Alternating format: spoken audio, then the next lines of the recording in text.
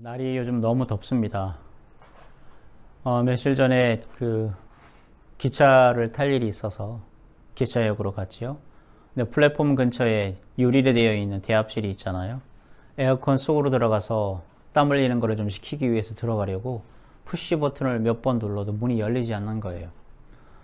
몇 번 눌러도 되지 않는데 제가 어떻게 그 안으로 들어간 줄 아세요? 그 안에 계신 분이 눌러주셨어요. 기분이 참 묘했습니다. 우리가 살면서 자유롭다고 하지만 뻔히 보이는 것, 그 보이지 않는 어떤 문에 가로막혀 살아가는 건 아닐까라고 하는 생각이 들었던 거죠. 보이는데 보이지 않는 것에서 문이 막힌다. 그렇지 않으신가요? 빤히 보이는데 편안하게 내 마음대로 들어갈 수 없다고 하는 것을 느끼게 되는 생활 가운데서의 어떤 그 묘한 깨달음들. 오늘 본문 예수님께서는 이렇게 말씀하고 계시잖아요. 진리를 알지니 진리가 너희를 자유롭게 하리라. 이 말을 하니 당시 유대인들은 우린 아브라함 자손이라 자유롭게 살았고 종된 적이 없는데 어찌 예수님께서 이런 말씀을 하실까? 여기에 대해서 이 얘기를 듣고 예수님께서는 죄의 종이라고 하는 더 깊은 속박의 말씀으로 대응하게 됨을 우리는 또한 성경을 통해서 알게 되죠. 여러분은 지금 무엇에 매여 있다고 생각이 들고 느끼셔요? 습관에 매여 있습니까? 무력감이나 죄책감에 빠져 계신가요? 아니면 남들도 모르게 뭔가에 중독되어 있습니까? 아니면 누군가와 비교하는 곳에 빠져 있나요? 돈, 권력, 명예, 우리는 무엇인가에 붙들려 살고 있지요. 자유라고 하는 것은 내가 하고 싶은 대로 하는 것인데 살다 보면 그게 마음대로 되지 않음을 알게 되죠.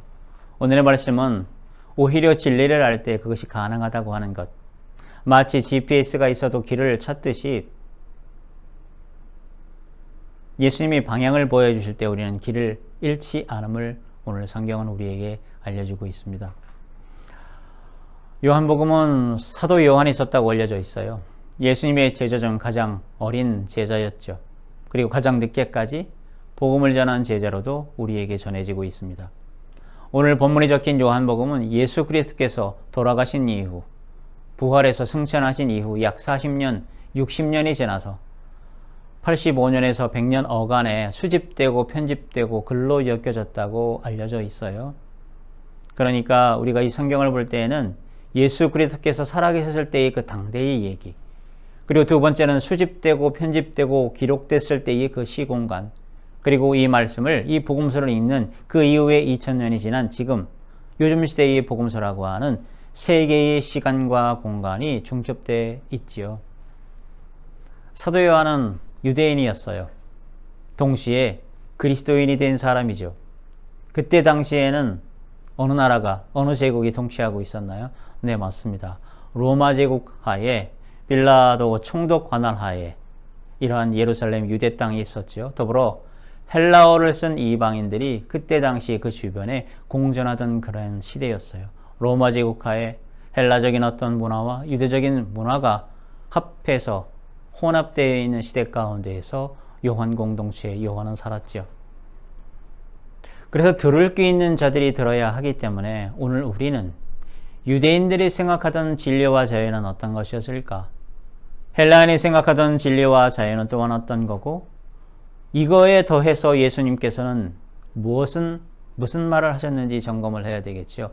여기에서 끝나는 것이 아니라 이 말씀을 듣고 오늘날의 우리가 살아나가는 데 있어서의 진리와 자유를 비교해 보는 순서가 아마 자연스럽지 않을까 생각이 듭니다.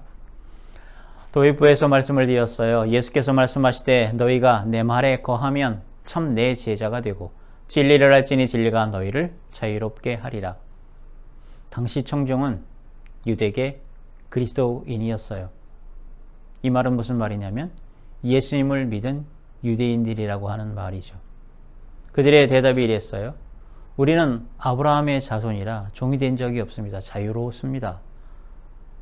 예수님의 입장에서는 이 자유를 그들이 오해한다고 생각을 하고 계셨죠. 여기에 더해서 예수님께서는 말씀하고 계세요. 죄를 범하는 자마다 죄의 종이라.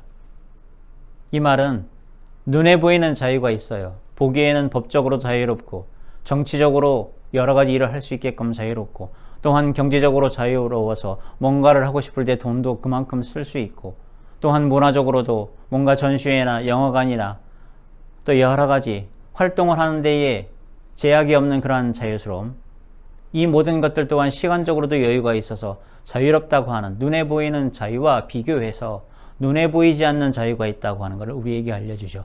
내면의 자유, 영적인 자유가 있다고 하는 것 구분해야 된다고 예수님께서는 그 당대에 말씀해 주고 계시고, 또한 이 말씀을 읽고 있는 우리에게도 또한 도전을 주고 있는 것이 오늘 말씀의 핵심이기도 하지요. 우리가 오늘 기억해야 할 것이 있는데, 진리와 자유와 연관돼서 예수님이 무엇을 언급하셨냐면 죄를 언급하셨다고 하는 거예요. 왜 진리를 알지니 진리가 너희를 자유롭게 한다고 하시는데 예수 그리스도께서는 죄를 언급하셨나? 죄가 정리돼야 이 진리를 알지니 진리가 너희를 자유롭게 하리라고 하는 말이 우리에게 더 확 다가온다고 하는 것, 우리 성경은 알려주고 있죠. 현대인들에게, 그리스도인들에게 기독교인은 어떤 얘기를 들어요? 교회에 가게 되면 죄인, 원죄 이런 얘기를 들을 때마다 왠지 주눅드는 그러한 교인들이 있다고 저에게도 얘기를 합니다.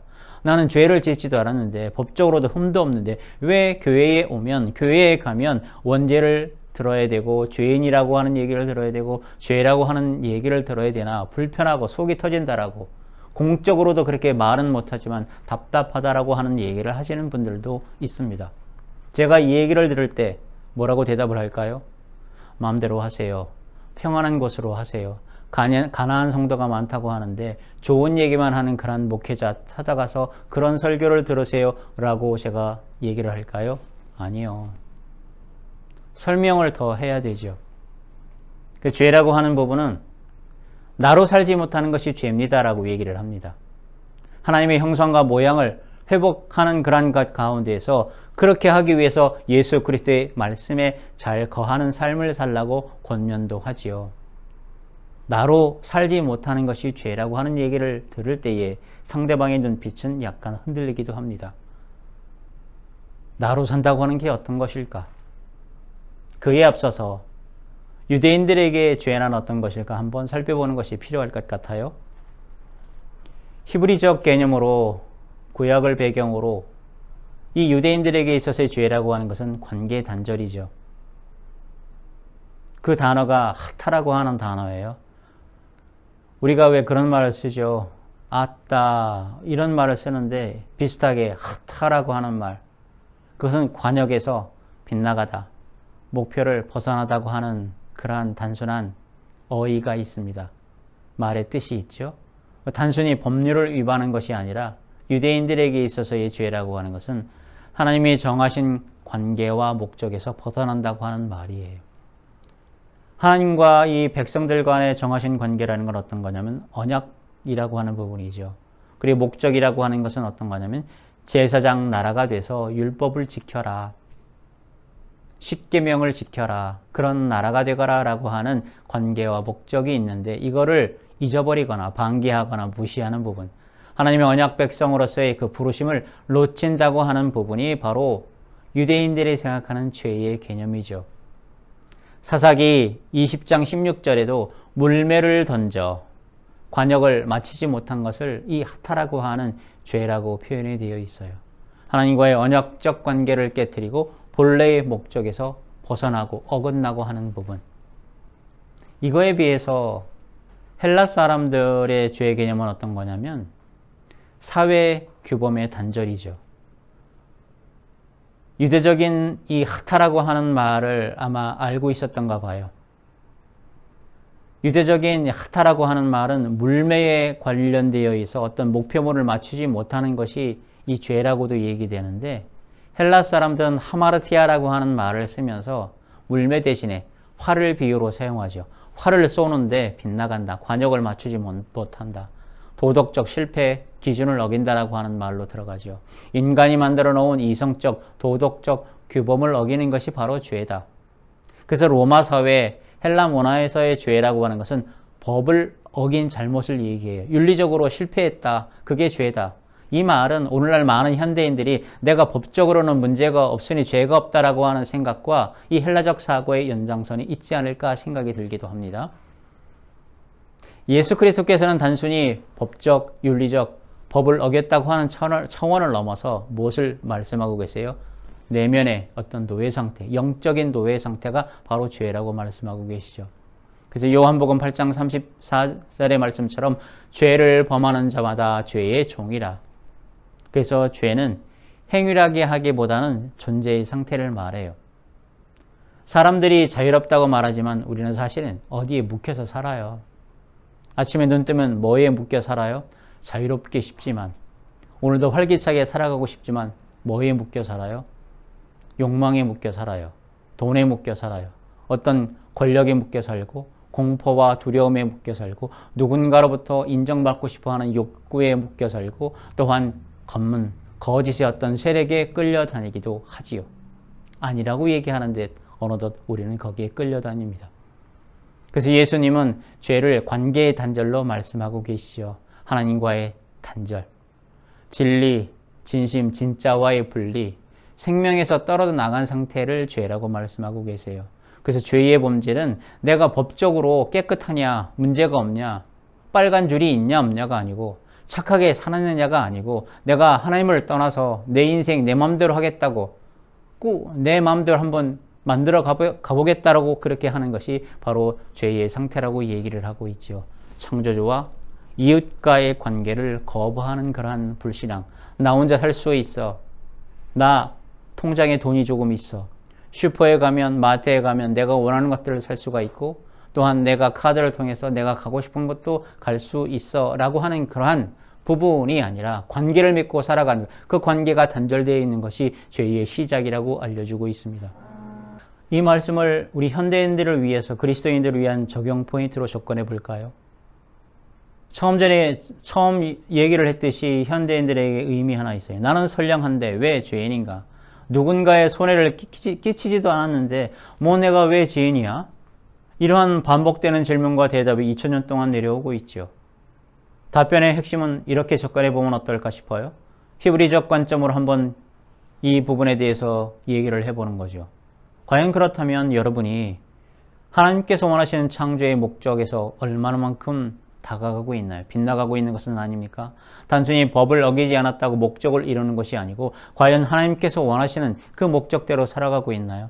헬라적인 관점에서 이 부분을 다시 한번 점검해 보게 되면 나는 단순히 법률적인 범법자가 아니라 기준에서 어긋났다고 하는 이 삶, 이 히브리적 관점과 헬라적 관점, 예수 그리스도께서는 죄라고 하는 것, 하나님을 떠나 자율적으로 살려고 하는 그 모든 태도, 마음가짐을 말하고 계시죠.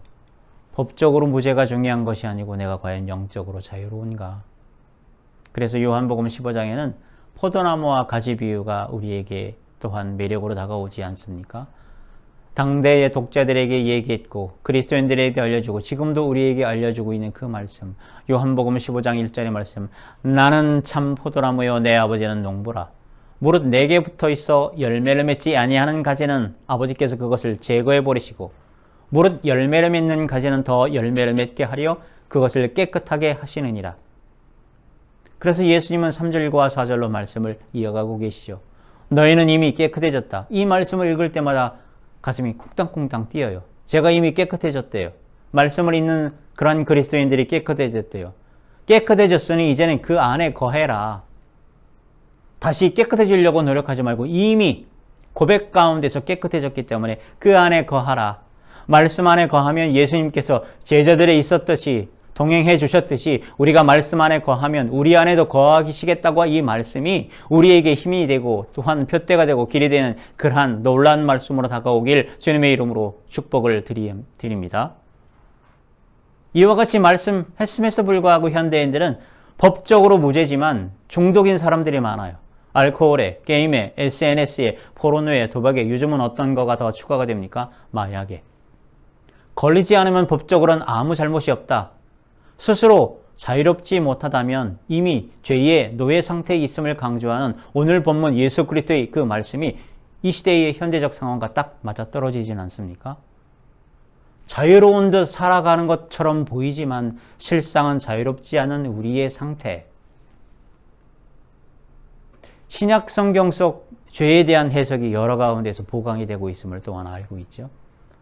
로마서 3장 23절에는 이렇게 기록되어 있습니다. 모든 사람이 죄를 범하였음에 하나님의 영광에 이르지 못하더니, 여기서 죄라고 하는 것은 하나님의 영광과 목적에 도달하지 못하는 상태를 또한 죄라고 사도 바울은 우리에게 알려주고 있고, 요한 공동체는 요한일서 3장 4절에 이렇게 또한 말하고 있죠.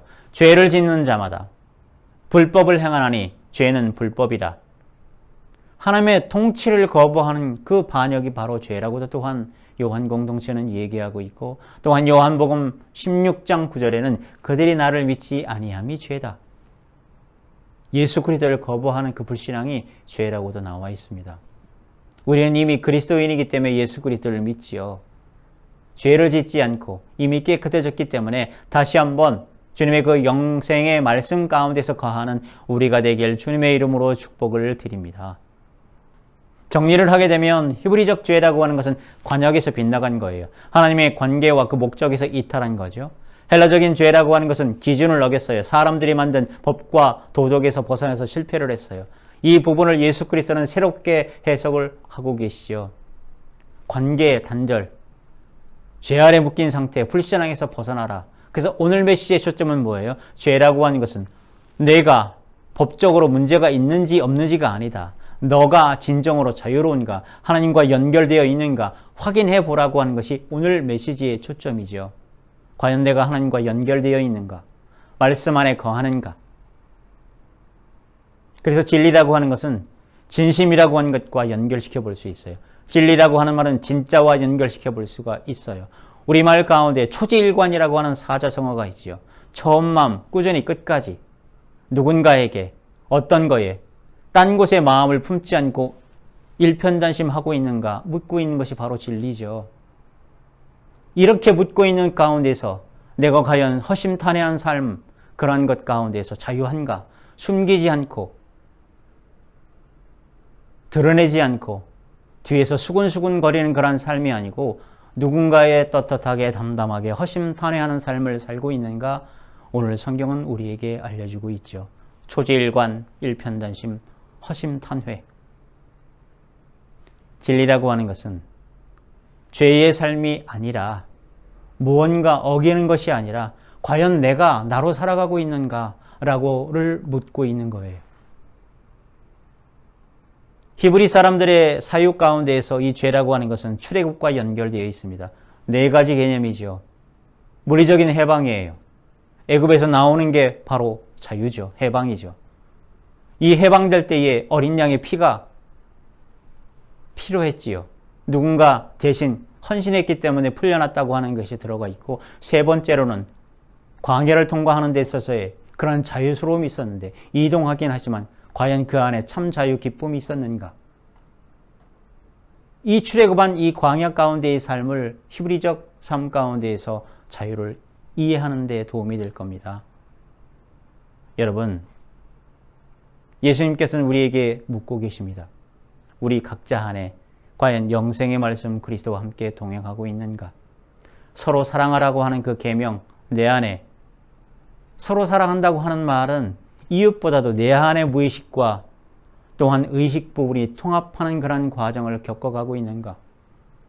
이걸 통해서 내 가정과 이웃으로 이 새로운 계명이 확산되고 있는가? 주님께서는 우리에게 이것을 묻고 계시죠.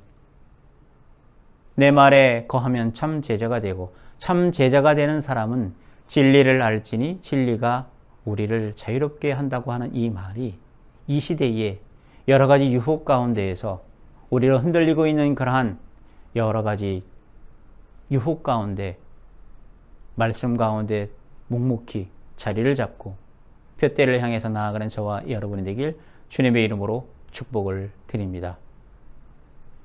기도하겠습니다.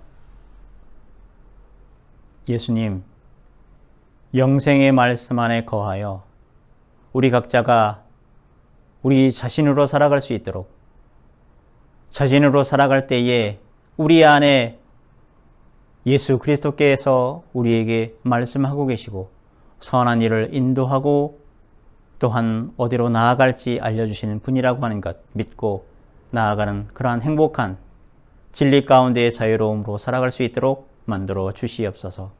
이 모든 말씀 주 예수 그리스도의 이름으로 기도 올리옵나이다.